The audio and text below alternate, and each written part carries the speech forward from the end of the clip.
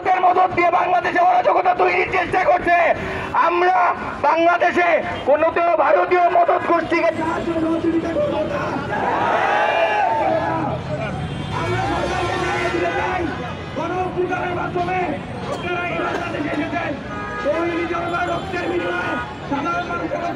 আপনারা বাংলাদেশে এসেছেন।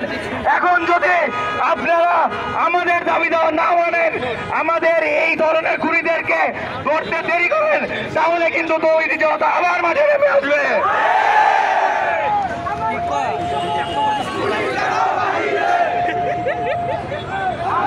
আমরা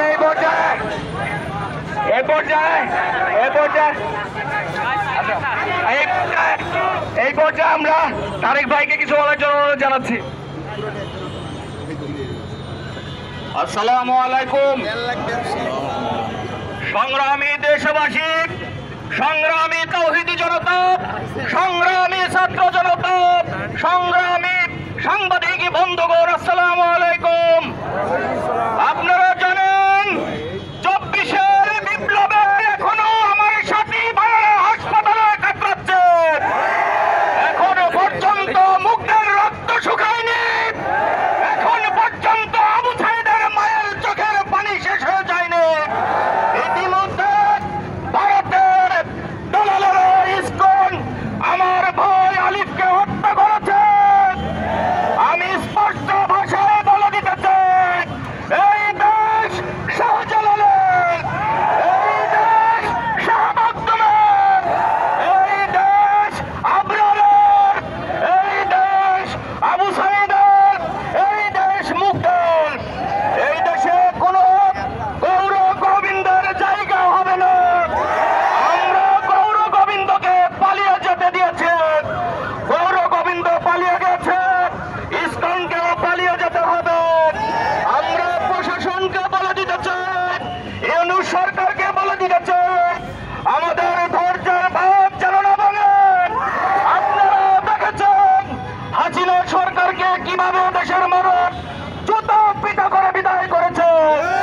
আপনাদেরকে হুঁশিয়ার করে দিতে চাই, আলিফ ভাইয়ের খুনিদেরকে অবিলম্বে গ্রেফতার করতে হবে, অবিলম্বে বিচার করতে হবে এবং ইসকনকে নিষিদ্ধ করতে হবে। আর একটি দাবি জানাতে চাই, সেটা হলো সংশ্লিষ্ট থানার ওসিকে ডেকে নিয়ে এসে তাকে সাসপেন্ড করতে হবে। তার কারণে আমার ভাই শহীদ হয়েছে। সুতরাং আপনাদেরকে ধৈর্য ধরে আমরা পরবর্তীতে যে কর্মসূচি দেব সেখানে উপস্থিত থাকার জন্য উদারত আহ্বান জানাচ্ছি। আসসালামু আলাইকুম। বাংলাদেশ জিন্দাবাদ। দিল্লি না ঢাকা, দিল্লি না ঢাকা।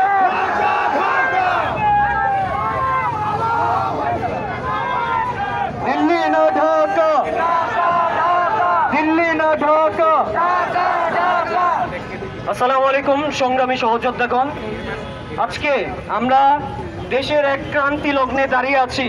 আমরা গতকালকে প্রত্যক্ষ করেছি আমাদের এক মুসলিম ভাইকে শুধুমাত্র মুসলিম হওয়ার জন্য কিভাবে কুপিয়ে হত্যা করেছে ইসকনের সন্ত্রাসীরা। প্রকাশ্য দিবালোকে তারা কিভাবে কুপিয়ে হত্যা করেছে আমরা সেটা প্রত্যক্ষ করেছি। আমরা জানি এই ইসকন ভারতের মদত পুষ্ট। আমরা জানি এই ইসকন এমন এক আইডিওলজি ধারণ করে যা ভারতীয় হিন্দুত্ববাদ, যেই হিন্দুত্ববাদ চায় অখণ্ড ভারত প্রতিষ্ঠা করতে, যেই হিন্দুত্ববাদ চায় রাম রাজত্ব কায়েম করতে। এই ইসকন সন্ত্রাসীদেরকে আমরা যেভাবে দমন করতে পারবো সেটা হচ্ছে গিয়ে আমাদেরকে অবশ্যই ঐক্যবদ্ধ থাকতে হবে। এই ইসকন ভারতীয় হিন্দুত্ববাদকে একমাত্র মোকাবেলা করতে পারবে, ইসলাম কোনো জাতীয়তাবাদ অথবা কোনো মতবাদ মোকাবেলা করতে পারবে না। ইসকন কে দাও, ইসকন কে দাও, ইসকন কে দাও। এখন বক্তব্য রাখবেন আমাদের সংগ্রামী সহযোদ্ধা সাহেব কাইসার ভাই।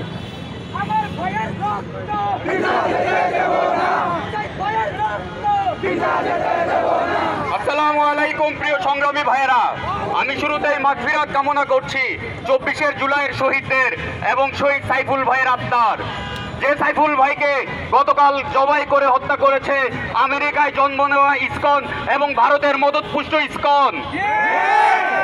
প্রিয় ভাইয়েরা, আমরা দেখেছি যেভাবে প্যালেস্টাইনে ইসরায়েলেরা ইহুদিদেরকে লেলিয়ে দেয়, যেভাবে মিয়ানমারে আরাকানিদের বিরুদ্ধে বৌদ্ধদের লেলিয়ে দেওয়া হয়, ঠিক একইভাবে ভারতে হিন্দুত্ববাদী শাসকেরা মুসলিমদের এগেইনস্টে জনগণকে লেলিয়ে দেয়। তাছাড়া আমরা দেখেছি ভারত পিলখানায় 57 জন সেনা অফিসার হত্যা এবং পানি আগ্রাসনের মতো একের পর এক আগ্রাসন চালিয়ে যাচ্ছে। অথচ বিগত 53 বছর যাবৎ বাংলাদেশের শাসকেরা এবং রাজনীতিবিদেরা আমাদেরকে শুধুমাত্র ধৈর্য ধারণের উপদেশ দেয়। প্রিয় সংগ্রামী ভাইরা, জুলাইয়ের গণ অভ্যুত্থানে আমরা দেখেছি আমাদের একটা স্পিরিট ছিল ভারতের আগ্রাসন মুক্ত বাংলাদেশ। সেই ভারতের আগ্রাসন মুক্ত বাংলাদেশ যদি বর্তমান সরকার এনশিওর করতে না পারে, তাহলে সেটা হবে জুলাইয়ের শহীদ এবং সাইফুল ভাইয়ের রক্তের সাথে বেইমানি। সুতরাং সরকারের কাছে আমাদের স্পষ্ট দাবি, ভারতের মদতপুষ্ট সন্ত্রাসী সংগঠন ইসকনকে অনতিবিলম্বে নিষিদ্ধ ঘোষণা করতে হবে এবং ভারতের বিষয়ে জিরো টলারেন্স নীতি অবলম্বন করতে হবে। এবং এটাই হচ্ছে ছাত্র জনতার অবস্থান। এই অবস্থানের বিপরীতে কোন রাজনীতি মেনে নেওয়া হবে না, হবে না, হবে না। এই পর্যায়ে কথা বলার জন্য অনুরোধ করছি এইচ.এম. সাদিকে, বিশিষ্ট ছাত্র নেতা এইচ.এম. সাদি।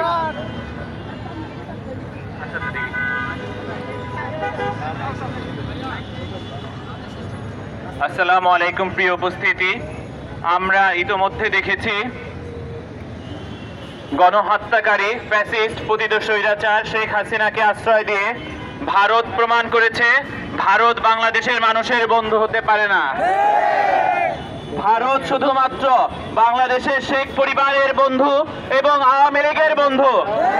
আমরা ভারতকে বন্ধু রাষ্ট্র হিসেবে কখনো মানি না। আমরা জানি 2009 সালের 25শে ফেব্রুয়ারি পিলখানাতে যে হত্যাকাণ্ড হয়েছে এর নীল নকশা বাস্তবায়ন করেছে ভারত। 2013 সালের 5 মে শাপলা চত্বরে আমার ভাইদের, হেফাজতে ইসলামের ভাইদের উপরে যে নৃশংস হত্যাযজ্ঞ চালানো হয়েছে এর মাস্টার মাইন্ড ছিল ভারত। 2021 সালের মোদি বিরোধী আন্দোলনে আমাদের ভাইদের রক্তে রাজপথ রঞ্জিত হয়েছে, এই নীল নকশা বাস্তবায়নকারী দেশ ছিল ভারত। আমরা দেখেছি 24 সালের জুলাই বিপ্লবে গণহত্যার নীল নকশা বাস্তবায়ন করেছে ভারত। সুতরাং আমরা বলতে পারি বাংলাদেশের জনগণের বন্ধু কখনোই ভারত হতে পারে না। এবং আমরা দেখেছি 2008 সাল, 2014 সাল এবং 2018 সালের যে নির্বাচনগুলো ছিল, প্রত্যেকটি নির্বাচনেই ভারতের কারসাজিতে 2008 সালে যে নির্বাচন হয়েছে, 2014 সালের বিনা ভোটের নির্বাচন, 2018 সালে রাতের ভোটের লাইলাতুল ইলেকশন এবং 2024 সালের যে দামি ইলেকশনগুলো হয়েছে প্রত্যেকটি ভারতের মদদে হয়েছে। সুতরাং আমরা বলে দিতে চাই, ভারতের আধিপত্যবাদের বিরুদ্ধে আমরা যে স্বাধীনতার কথা বলছি, 2024-এর স্বাধীনতা, এখানে আমাদের সতর্ক অবস্থানে জানান দিতে হবে। ভারতের হিন্দুত্ববাদ এবং ভারতের আধিপত্যবাদের বিরুদ্ধে আমাদেরকে সকলকে রাজপথে শক্তিশালী অবস্থায় থাকতে হবে। আসসালামু আলাইকুম ওয়া রাহমাতুল্লাহ। ভাই, স্পষ্ট কথা, ইসকন যে সন্ত্রাসী সংগঠন, এইটা হওয়ার জন্য এখন কোনো দলিলাদি দরকার নাই। এখন তাদের মাঠের কার্যক্রম প্রকাশ্য এবং এইটার জন্য তাদের জন্য আলাদা করে গোয়েন্দা বাহিনী তৈরি করার কোনো দরকার নাই যে এরা জঙ্গি সংগঠন। এবং বিগত সরকার আওয়ামী শাসনামলে তাদের যে অবস্থান তারা তৈরি করছে, তো তাদের মা চলে গেছে, তো এর মাধ্যমে তাদের এখন মাথা নষ্ট হয়ে গেছে। সুতরাং আমরা স্পষ্টভাবে বলতে চাই একটা বিষয়, যে প্রথম আলো কি কোনো সরকারের কোনো প্রতিষ্ঠান? প্রথম আলো, হ্যাঁ, কিন্তু চট্টগ্রাম হাইকোর্ট সরকারি প্রতিষ্ঠান। প্রথম আলোর সামনে আমাদের ভাইয়েরা যখন শান্তিপূর্ণ বিক্ষোভ করতেছিল, ওই সময় আমাদের প্রশাসনের পক্ষ থেকে আমাদের ভাইদের উপর আক্রমণ চালানো হলো। একইভাবে এখন ওই উগ্রবাদী সংগঠন ইসকন ওদের পক্ষ থেকে হাইকোর্ট সরকারি প্রতিষ্ঠান, ওইখানে ওরা উগ্রবাদী কার্যক্রম চালালো, ওখানে প্রশাসনের কোনো অবস্থান আমরা দেখতে পাই নাই। এইটা পরিষ্কার করতে হবে যে প্রশাসন কি জঙ্গিবাদ বা উগ্রবাদের সমর্থন করে কিনা, তারা কি শান্তি শৃঙ্খলার সাথে আছে নাকি উগ্রবাদের সাথে আছে। সুতরাং আমাদের ভাই একটাই দাবি, এটা হলো সন্ত্রাসী সংগঠন, দেশের শত্রু দশের শত্রু, ইসকনকে নিষিদ্ধ করতে হবে। সংগ্রামী সাথী ও বন্ধুগণ, আপনারা সকলেই জানেন গত 5ই আগস্ট সন্ত্রাসীদের মাদার অফ সন্ত্রাস শেখ হাসিনা পালিয়ে গিয়েছে ইন্ডিয়াতে। আর সে পালিয়ে যাওয়ার পরেই এই ইসকন নামক এক সন্ত্রাসী বাহিনী তারা নিজেদের অধিকার আদায়ের নামে রাজপথে নেমে এসেছে। কিন্তু গত 17 বছর আমরা তাদেরকে কোনো ধরনের ভূমিকাতে দেখি নাই। যখন কিনা জুলাই বিপ্লব সংগঠিত হচ্ছিল, আমাদের সহযোদ্ধারা গুলি খেয়ে মারা যাচ্ছিল, তখন তাদের কোনো ভূমিকা ছিল না। এখন তারা এসেছে এই দেশকে অস্থিতিশীল করার জন্য। সংগ্রামী সাথী ও বন্ধুগণ, আমরা স্পষ্টভাবে বলতে পারি ইসকন কোন ধর্মকে রিপ্রেজেন্ট করে না, তারা একটি সন্ত্রাসী গোষ্ঠীকে রিপ্রেজেন্ট করে। সংগ্রামী সাথী ও বন্ধুগণ, আমরা আমাদের এই সমাবেশ থেকে স্পষ্টভাবে বলে দিতে চাই, এই মুহূর্তে অতি দ্রুত বাংলাদেশের মাটি থেকে ইসকনকে একটি সন্ত্রাসী সংগঠন হিসেবে ঘোষণা দিয়ে নিষিদ্ধ করতে হবে এবং যারা কিনা এই ধরনের হত্যাকাণ্ড সংগঠিত করেছে তাদেরকে অবশ্যই সর্বোচ্চ সাজা ফাঁসি নিশ্চিত করতে হবে।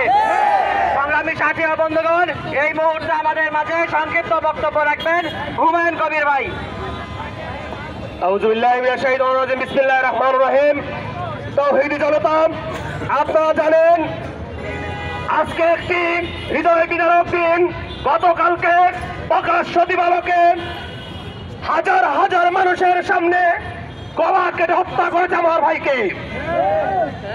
আপনারা জানেন বাংলা ভাই প্রকাশ্য দিবালোকে মানুষকে হত্যা করার কারণে তাকে জঙ্গি তকমা দিয়ে এবং তাকে ফাঁসি কার্যকর করা হয়েছে। যদি একই কার্যক্রম আজকে এই ধর্মগুরু করতে পারে, তাহলে তার কেন বিচার নিশ্চিত হবে না, এই সরকারের কাছে আমাদের প্রশ্ন। আমাদের 5ই আগস্টের রক্ত এখনো শুকায়নি, শহীদ মুক্ত আবু সাইদের রক্ত শুকায়নি, এখনো বাংলার মানুষ হাহাকার করছে আর তারা বারবার ফিরে আসতে যাচ্ছে শ্রমিক লীগ, রিক্সা লীগ, বিভিন্ন লীগের মাধ্যমে। এই লীগের আস্তানা বাংলার জমিনে আর কখনো হবে না। আগামী দিনে আমাদের একটি দাবি, এই ইসকনকে নিষিদ্ধ করতে হবে, তাকে আইনের আওতায় নিয়ে আসতে হবে। আর যদি নিষিদ্ধ করা না হয়, আইনের আওতায় নিয়ে আসা না হয়, বাংলার জমিনে দাবানলের মতো দাউ দাউ করে আগুন জ্বলবে। এর জন্য এই সরকার সহ সবাই দায়ী থাকবেন। এ পর্যায়ে সমাপনী কথা বলবেন আমাদের মাহফুজ ভাই। আসসালামু আলাইকুম রহমতুল্লাহ। এতক্ষণ আমাদের সংগ্রামী ভাইয়েরা যে কথাগুলি বলছে, আমরা একটা দাবি আমাদের এই বর্তমান সরকারের কাছে, সেই দাবিটা একটাই, এই সন্ত্রাসী সংগঠন ইসকনকে নিষিদ্ধ করতে হবে। যাদের কারণে এটা আসলে ইসকন না, এটা হলো আওয়ামী লীগের দালাল। আওয়ামী লীগের দালালরা যারা এই ফেসিবাদরা আমাদের ভাইদেরকে শাহাদাত বরণ করছে, শহীদ করছে, আহত করছে এবং কালকে যে ঘটনা করছে সরাসরি জবাই করে দিছে। আমরা কি চাই সবাই এটার বিচার চাই? তো আমরা সবাই আমরা একটাই চাই, যাবে সরকারের কাছে তাদেরকে নিষিদ্ধ ঘোষণা করতে হবে। আজকে সংগ্রামী ভাইয়েরা, আপনারা কষ্ট করে আসার জন্য আপনাদেরকে ধন্যবাদ জানাই। আমরা আবার পরবর্তীতে যখনই কোনো অনুষ্ঠান করার জন্য ডাক দেওয়া হবে, আপনারা সবাই আসবেন। এই বলে আজকে সমাপ্তি ঘোষণা করলাম। আসসালামু আলাইকুম রহমতুল্লাহ।